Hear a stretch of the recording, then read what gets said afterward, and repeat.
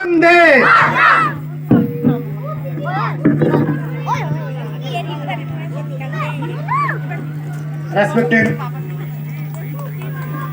principal, staff, students, dignitaries on the dais, आदरणीय देशवासियों, स्वतंत्रता दिवस की आप सबको अनेक अनेक शुभकामनाएं, बधाई। आदरणीय देशवासियों, ये राष्ट्रीय पर्व हमें जो तोहफे में नहीं मिला है,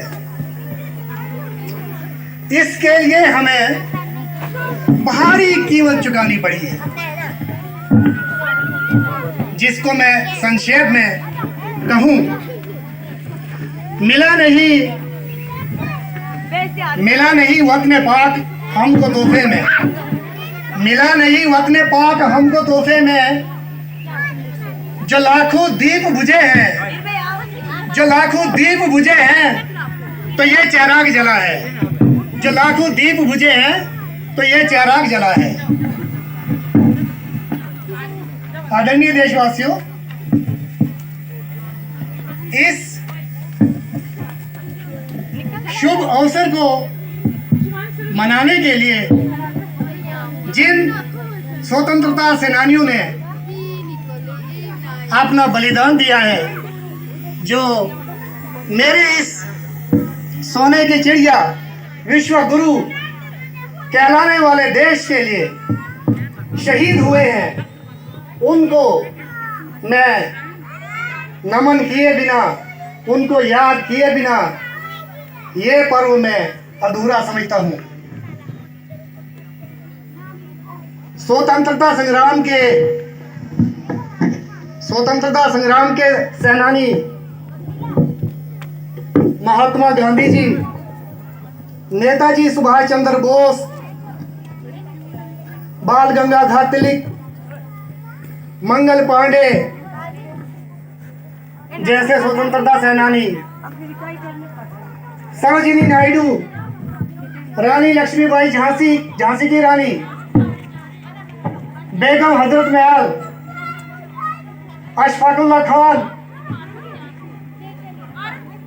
मेरे क्रांतिकारी वीर भगत सिंह, सुखदेव, राजगुरु, चंद्रशेखर आजाद ना होते तो आज हमें ये सुनहरा अवसर, ये शुभ अवसर मनाने का समय प्राप्त ना होता। इसलिए मेरा इन स्वतंत्रता संग्राम के सेनानियों को, क्रांतिकारियों को, बलिदानियों को, शहीदों को शत शत नमन, प्रणाम।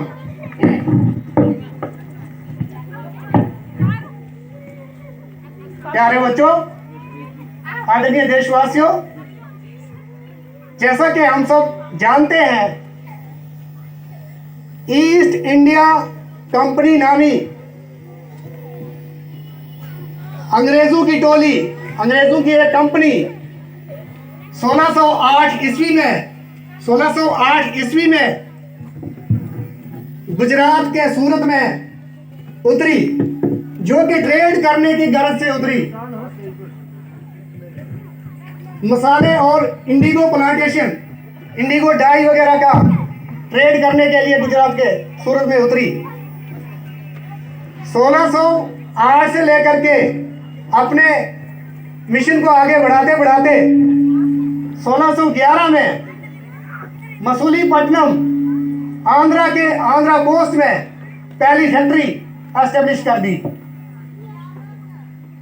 फैक्ट्री एस्टेब्लिश करने के बाद आहिस्ता दीमक की तरह सोने की चिड़िया विश्व गुरु भारत को दीमक की तरह खाते खाते, कमजोर करते करते भारत की राजनीति पे काबज हो गए। उस समय के मुगल शासक जो दिल्ली के तख्त पे थे, बहादुर शाह जफर, उनको कैप्चर करके रंगून भेज दिया और राजनीति का बहुत बड़ा वृक्ष जिसकी जड़ें पाताल में और शाखाएं आसमान हिमालय की तरह छूने लगी।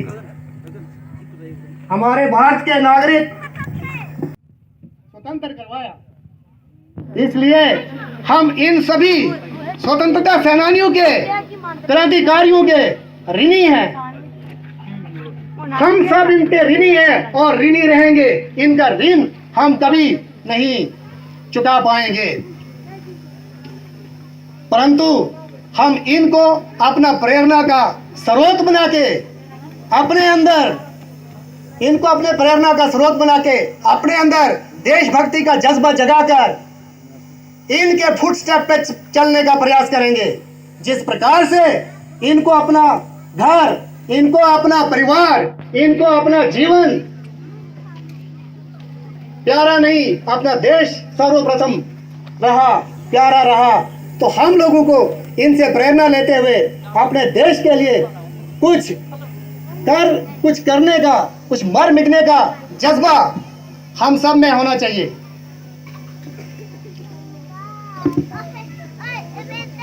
प्यारे देशवासियों, 15 अगस्त 1947 को जब हम स्वतंत्र हुए, उस समय ये मेरे बच्चों के लिए एक इतिहास का प्रश्न भी है। शायद इस प्रकार की जानकारी बच्चों को ना हो कि 15 अगस्त में कौन झंडा लहराता है, 26 जनवरी पे कौन झंडा लहराता है और क्यों लहराता है। 15 अगस्त को हमारा संविधान लागू नहीं हुआ था। हमारा संविधान जो है 26 जनवरी 1950 को लागू हुआ था और 15 अगस्त 1947 को हमारे महामहिम राष्ट्रपति ऑफिस में नहीं थे, उनका ऑफिस नहीं था। उस समय देश के प्रथम प्रधानमंत्री पंडित जवाहरलाल नेहरू जी ने स्वतंत्रता दिवस का परचम लहराया था। उसके पश्चात हर वर्ष वही सिस्टम जो है, उसे वही प्रथा जो है जारी रही कि 15 अगस्त को हमारे माननीय प्रधानमंत्री जी ध्वज परचम फहराते हैं और 26 जनवरी को महामहिम राष्ट्रपति जी ध्वज फहराते हैं। प्यारे बच्चों, अब मैं आपको इस विशाल देश, इतने सुंदर देश, अपने सोने की चिड़िया देश, विश्व गुरु कहलाने वाले देश, भारत माता कहलाने वाले देश के प्रति आपको जो स्वतंत्रता प्राप्त होने के पश्चात हमें अधिकार मिले, जो हमारा संविधान लागू हुआ, इतना सुंदर संविधान जिसमें हमें right to equality, right to freedom of speech and expression, right against exploitation, right to life and liberty, जीवन जीने का अधिकार, समानता का अधिकार, ये सब अधिकार जो है हमारे संविधान ने हमें दिए हैं और हम इन अधिकार के लिए बिना झिझक, बिना किसी रोक टोक अपना अधिकार प्राप्त करने के लिए सामने आते हैं, आगे बढ़ते हैं और हमें ये अधिकार मिलते भी हैं। परंतु इन अधिकार के साथ साथ हमारा कुछ जो है राष्ट्रीय कर्तव्य, मूलतः कर्तव्य भी है। हम सबको इस कर्तव्य का पालन करना चाहिए, जिनको हम फंडामेंटल ड्यूटीज कहते हैं। हम सबको, आदरणीय सिटीजन, आदरणीय देशवासियों और बच्चों, हम सबको अपने राष्ट्र ध्वज और राष्ट्रीय गान का सम्मान करना चाहिए। देश की संप्रभुता और अखंडता की रक्षा करनी चाहिए। स्वतंत्रता संग्राम के सिद्धांतों का पालन करना चाहिए। कंपोजिट कल्चर, मिश्रित संस्कृति बनाए रखना चाहिए और भाईचारे की भावना बनाए रखनी चाहिए। ये हमारी फंडामेंटल ड्यूटीज है।